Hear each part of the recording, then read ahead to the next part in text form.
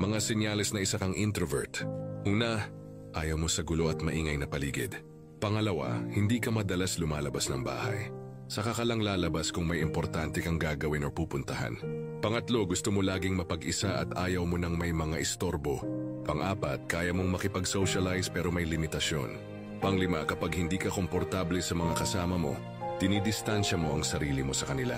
Pang-anim, minsan naman nagiging maingay ka kapag ka-vibes mo ang mga kasama mo. Pang-pito, hindi mo alam kung paano magsimula o mag-response ng conversation sa ibang tao.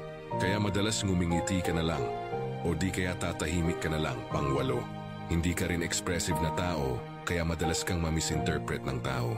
Pang-siyam, straightforward kang tao pero madalas iniiwasan mong magbitiw ng masakit na mga salita kapag alam mong sensitive ang taong pagsasabihan mo.